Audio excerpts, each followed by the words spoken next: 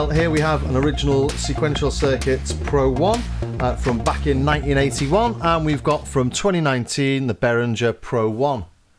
So this one's led a bit of a charmed life. I think it's in pretty good condition. Obviously the electronics are 40 years old, and this is brand new. And I think it's going to be interesting with this because this is genuinely a 40-year-old synth. And when I compared the Behringer Model D to my reissue Mini Moog, you know, a lot of people that had the original Mini Moog say it doesn't sound anything like it. So I'm not sure these comparisons can be conclusive in any way, because obviously something that's got hundreds of components that have sort of deteriorated over 40 years, how is that going to sound like something that's brand new? Well, we'll see. So why on earth have I bought the Behringer Pro 1 when I've already got the original? Really simple. This is massive. And it's not MIDI, so it sits in one side of the studio. It sort of sits in Vince Clarke corner, actually. I've got a Kawai synthesizer 100F there, and I've got this, and neither are MIDI, so they don't get used that often. And since Uhi brought out their Repro, I've not really had much use to actually bring out the hardware. And if you look at that, look out, I don't know if you can see that on video, but that's really spongy. And the build quality of the original Pro 1 is awful. So one of the issues you get with the originals is, this has got the J-Wire keyboard, is that the keyboard sort of reached double triggers and stuff. And essentially you just have a wire coming from the keys, you have a bar, a copper bar at the back, and the wire touches the copper bar, and that signals the key to be played. So keys that you don't play that often need a bit of a clean every now and then. And you take it apart, and the first thing you notice when you take it apart, it's basically just air inside. So I'm not surprised they've managed to squeeze it all into that little box. So yeah, it's a bit of a pain to use, and it's a big beast, but it sounds fantastic. I do love it, and I sort of miss it, and hoping that the Behringer will fill a little gap. But I never really want to part with this. It does need a service, as you'll see as we go through this, which is another issue with vintage synths. And to be honest, to get this serviced will probably cost as much as it costs to buy the Behringer. So it's a no-brainer to me, really. If, and that's a big if, it sounds the same or similar enough to do the same job.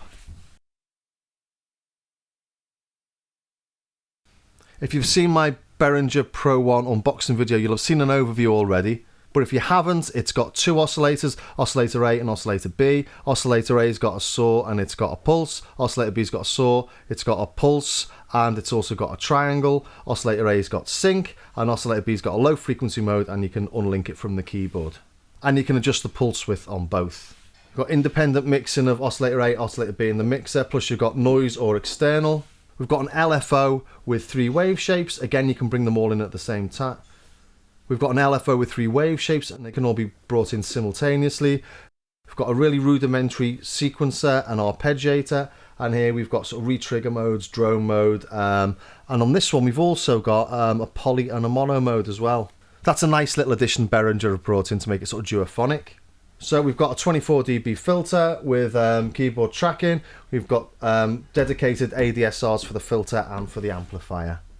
Master tune and volume, and then on the left hand side we've got the sort of the modulation routing section with 3 sources, filter envelope, oscillator B and the LFO, and 5 destinations. Oscillator A frequency, oscillator A pulse width, oscillator B frequency, oscillator B pulse width, and the filter. And it's exactly the same on the Behringer. The typefaces are the same, the colours are the same, even the knobs are similar. So we're expecting great things here, aren't we? Behringer's also got 15 CV ins and outs, which are brilliant, and Behringer also fits into a Euro rack, and the Pro 1 doesn't. So let's start off with the oscillators, and the first thing you notice when you come to the oscillators is that you know the first thing you do is you tune your keyboard, isn't it? The frequencies on here go from 0 to 10, and on the Behringer they go from -5 to +5.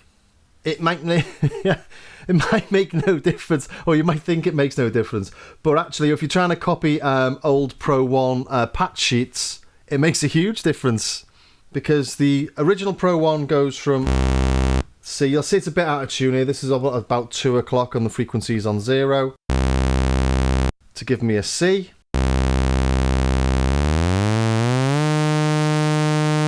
up to a D sharp, so that's 12, 13, 14, about 15 semitones difference. Got the same difference on the Behringer, but you start off in the middle.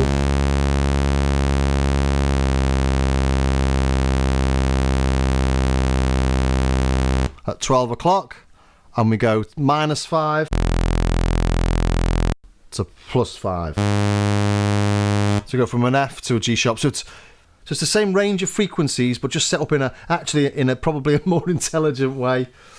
But I did try and copy some patch sheets for Only You in my unboxing video, and they didn't sound anything the same. Everything had to be redone. But the frequencies are completely bonkers to me, and now I understand why. Now I've got them together. So yeah, as I mentioned, this probably needs a service. Master tune's on about 2 o'clock while these are on 0, and everything's bang on. This is just under 12 o'clock on the master tune on the Behringer, and the oscillator A and oscillator B are sort of perfect. So it does indicate there could be things that need refreshing on the vintage one. But sound wise, let's dig into the sawtooth, shall we?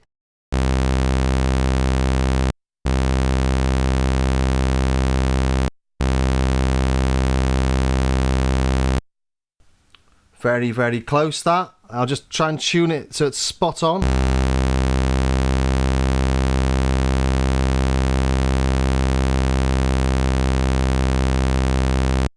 The main downside to the Behringer, and it's purely the fact that it is that size, is that the knobs don't have as much resolution as a large knob, and there's nothing you can do about that. That's physics, isn't it?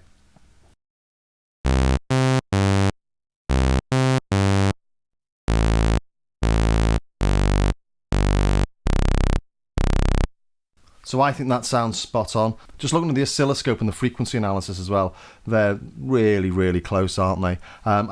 Let's just try, close your eyes, make notes 1 or 0, 1 for Pro 1, 0 for the original, and see if you can guess all these right and go back and try it again, because I don't think anyone will.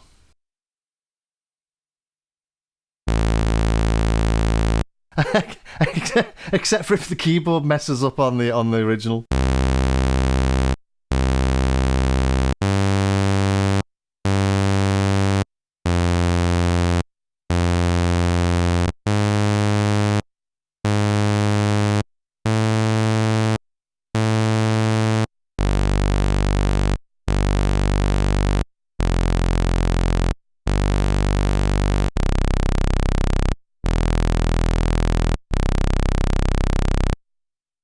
Let me know in the comments if you got all those right, because I'd be astounded if you did.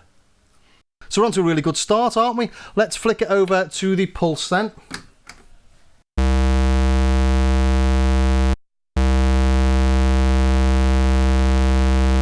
As I've just said, getting the pulse to be exactly 50% is really quite difficult on the Behringer.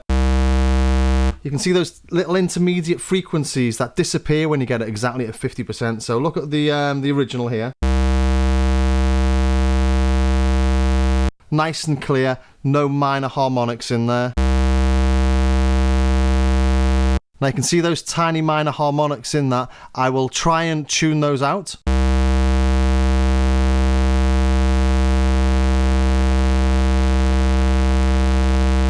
There you go, I've done it. But it did take, I've done that a few times now, it does take a bit of practice. You've really got to be really careful and just nudge it, and you finally get there.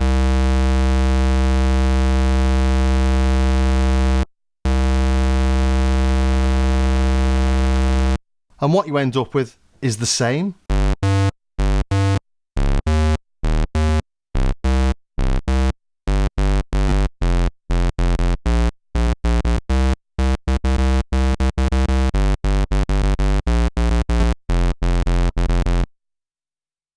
So let's adjust the pulse width.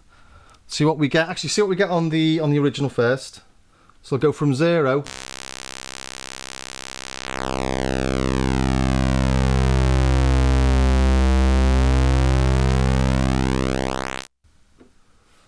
And I get to 8 and it disappears. Again, recalibration required on an old machine. But it does disappear, that's the important part. And at 0, it doesn't disappear. Just a thin pulse. So let's try that over here. So an even thinner pulse.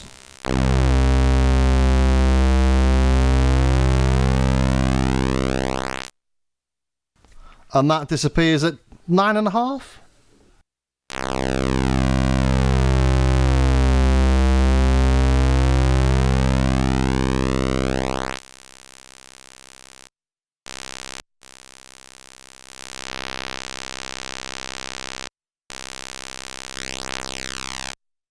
So the Behringer on about 1 is equivalent to mine on 0, and I'm assuming that's just to do with the fact that, you know, this is old.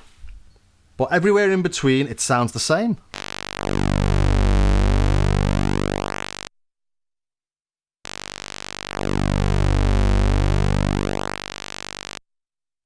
Nothing in it, nothing in that at all. So third waveform is the triangle, and that's only on oscillator B. So let's put that on. Knobs on the Behringer feel really nice. The build quality on the original is so bad. Just makes the Behringer feel sort of top quality, to be honest.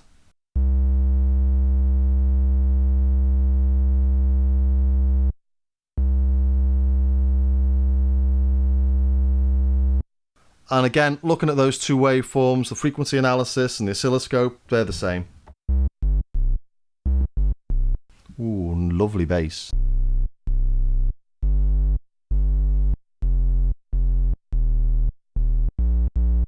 So far, so good. So while we're on the oscillators, shall we just try a bit of sync?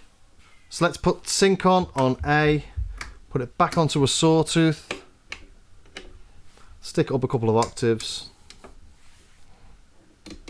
have a listen. Whoops, maybe turn up oscillator A, turn oscillator B off.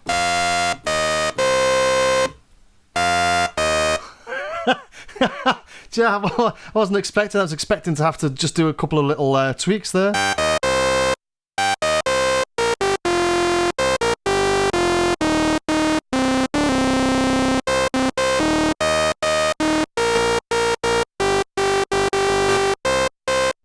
Again, close your eyes.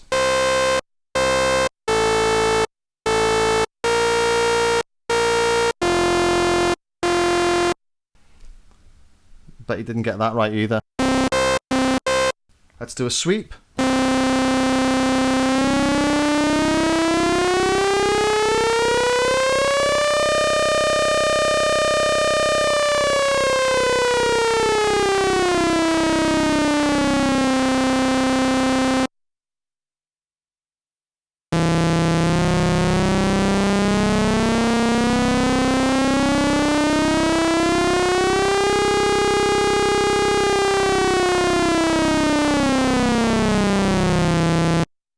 And these are going to sound different because of the way these have been calibrated. So from 0 to 10 is going from C all the way up to a D sharp in the next octave. And on the Behringer, you go into the note below to the note higher. So let's just start off on the 0 with this.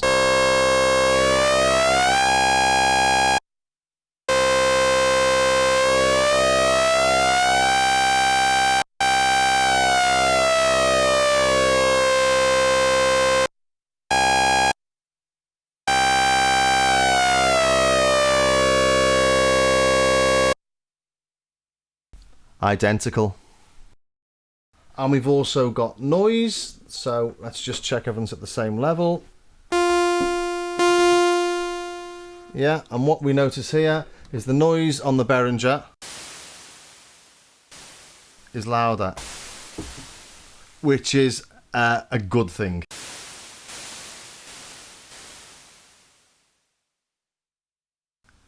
But yeah, a very minor difference there. I wouldn't really call it a difference, I just call it an improvement. So next up, I think it's sort of logical to go to the filter, isn't it? Let's put it back onto oscillator A only, sync off. Okay, let's do a nice little filter sweep.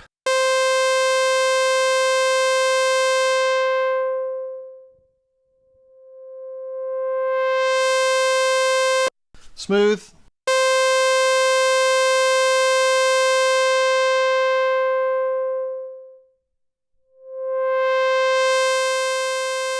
Oops, and knock the resonance there. Again, you know, small knobs. That is the only downside of this.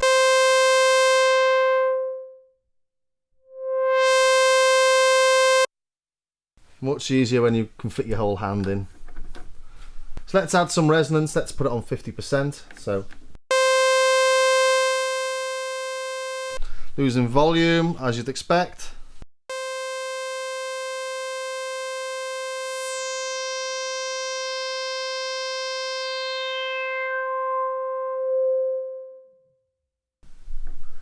And that's just vanished, hasn't it?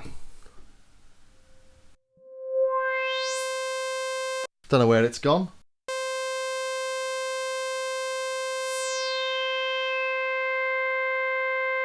It's nowhere near self-resonance at the minute. So let's try that on Behringer. Doing as you'd expect. Sweep it down.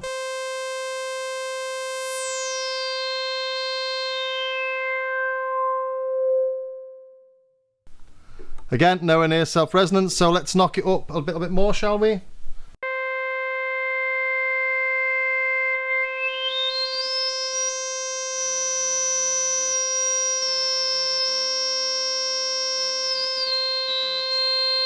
Just trying to get a reasonable resonance there that's not going to screech your ears out.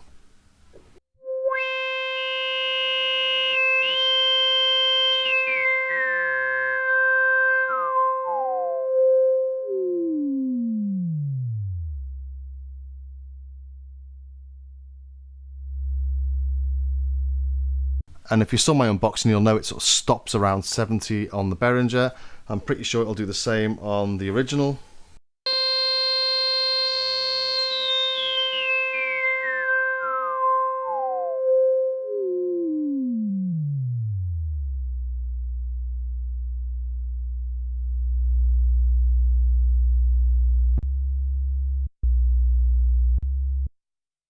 Yeah, there's a couple of tones in it, but the point being they don't go to those really sort of sub-frequencies that rattle your speakers and, you know, send your bowels into some sort of panic.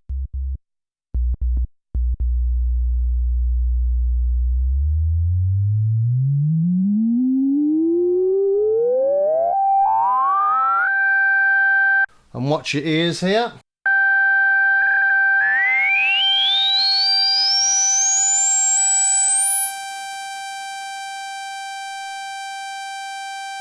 Off it goes. Let's turn oscillator A off actually.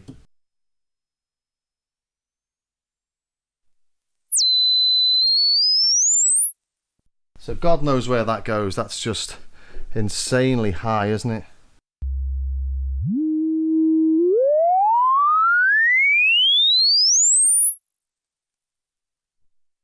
Same on this one.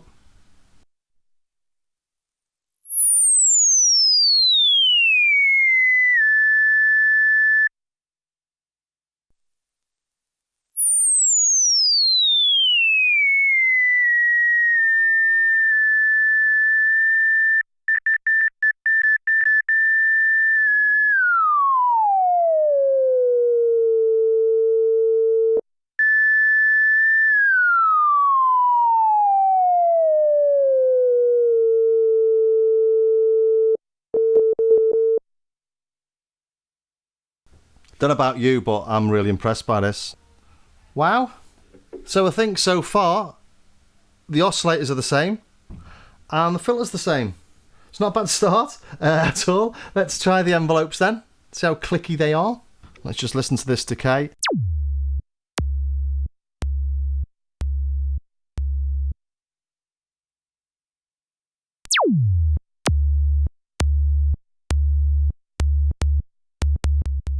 Yeah, the Behringer's definitely a bit snappier there. And let's just try that on the amplitude envelope as well. Okay, let's turn the sustain all the way down.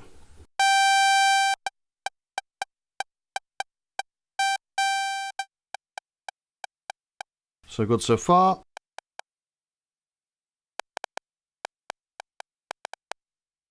Yep, so nothing in the envelopes either. Maybe the Behringer's slightly faster. So just testing the envelope amount.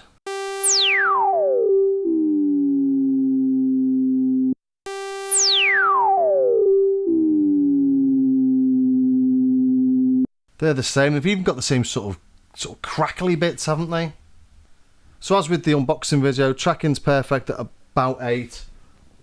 On the original, it's just under 8, but tuning them both to the same frequency.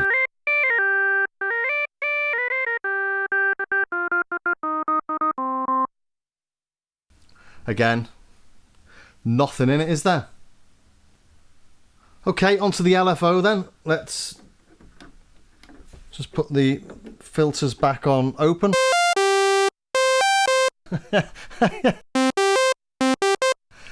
Yeah, stunningly, you know, this is the same as the Model D video when I did, and every time I tweaked a knob, I got the same result. So it's great. Okay, so looking at the LFO, let's modulate the pulse width with a triangle, shall we? So.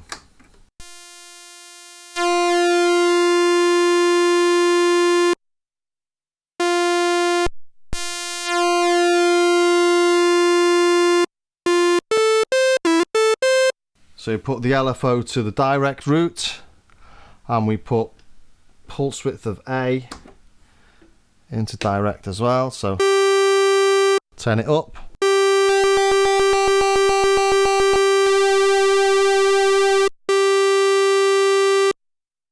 Pulse width of A on direct, yeah.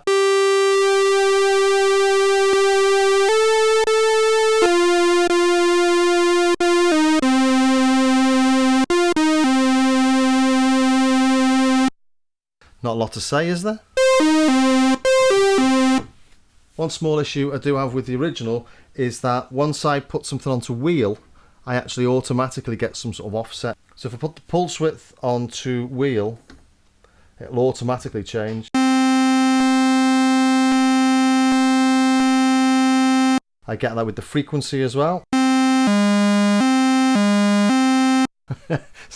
So the joys of vintage synths. Let's try a square. On frequency of oscillator A. Try that over here.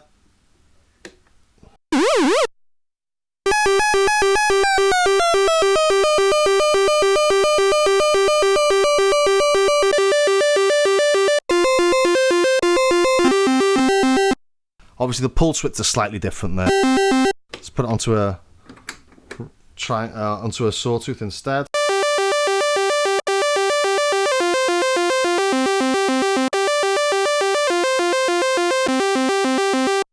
Let's add another wave shape so you get increased modulation.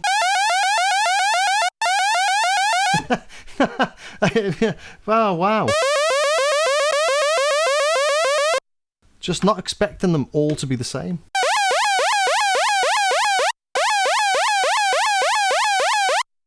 So to the same synthesizer. But where we get a bit trickier is where we move over to the modulation section and start doing a little bit of FM. On my Yuhi Repro video, people sort of said, oh, I can tell the difference in the FM, even though it sounded very, very similar. But that's because I hadn't really spent time matching it. So on this, let's spend a bit of time matching it. It'll be a bit fiddly because obviously the frequencies are sort of calibrated differently. But let's have a go. So you modulate oscillator A with oscillator B. So let's try that. Let's take the LFO off. Make sure oscillator B is the same as well to start. Put it onto a square. Actually, let's do a sawtooth just because we don't have to tune the square in then. So they're the same. So when we start introducing FM, we should be getting similar results, shouldn't we? So let's start by just adding some amounts onto there. So oscillator B direct to oscillator A frequency, yeah. Turn up oscillator A maybe.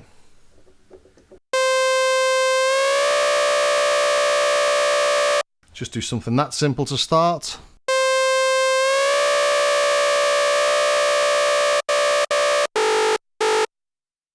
Also good so far.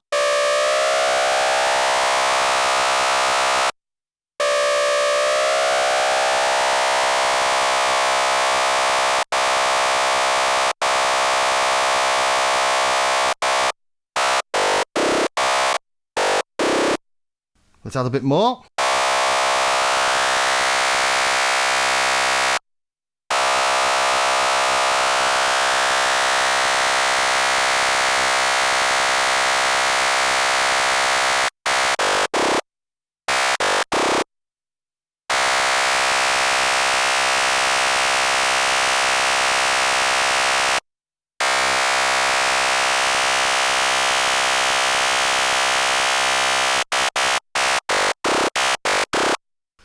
Well, if anyone can tell me they're different, they're wrong.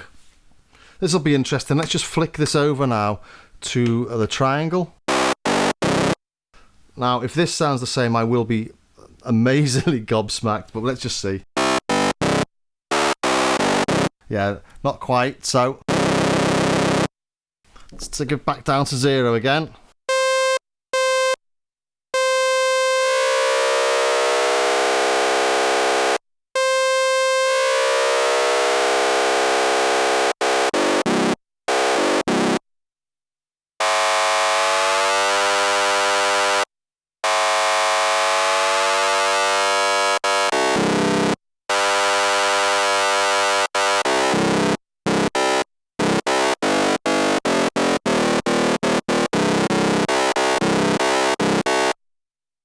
Wow, sort of not a lot to say again. Bit sort of... what do you say? Okay, I think this one, after playing with it, I think the Behringer's got a bit more amount to offer than the original. So let's just try and put this one up to full.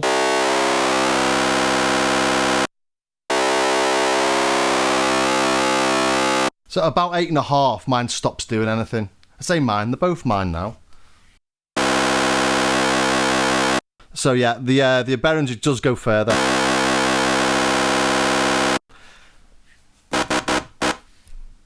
It's got an extra couple of degrees of play in it.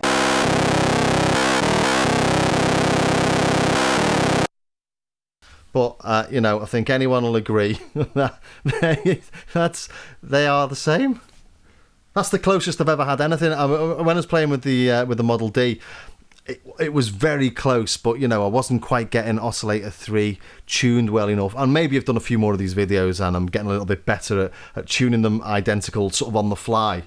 But that's incredible, isn't it?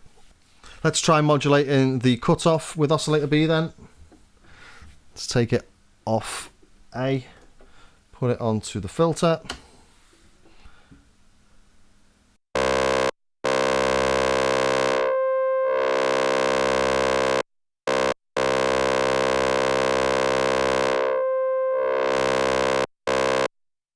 Just the same.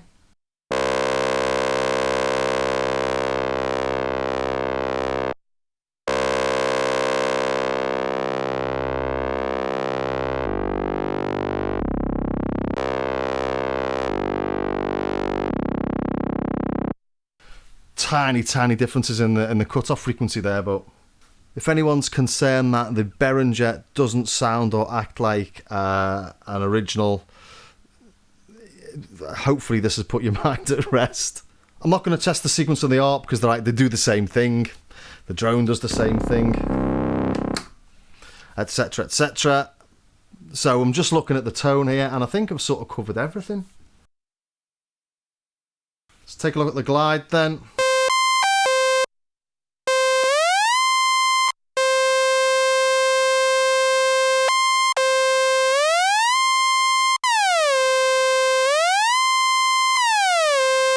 So I was sort of getting confused of which one I was playing then.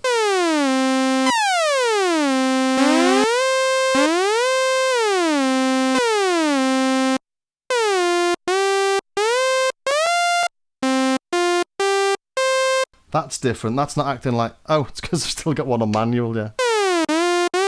Thought I'd found a difference. No. So this has got poly mode, but I don't know how it works. I've not checked it out yet. Maybe I've got to have Oscillator B on.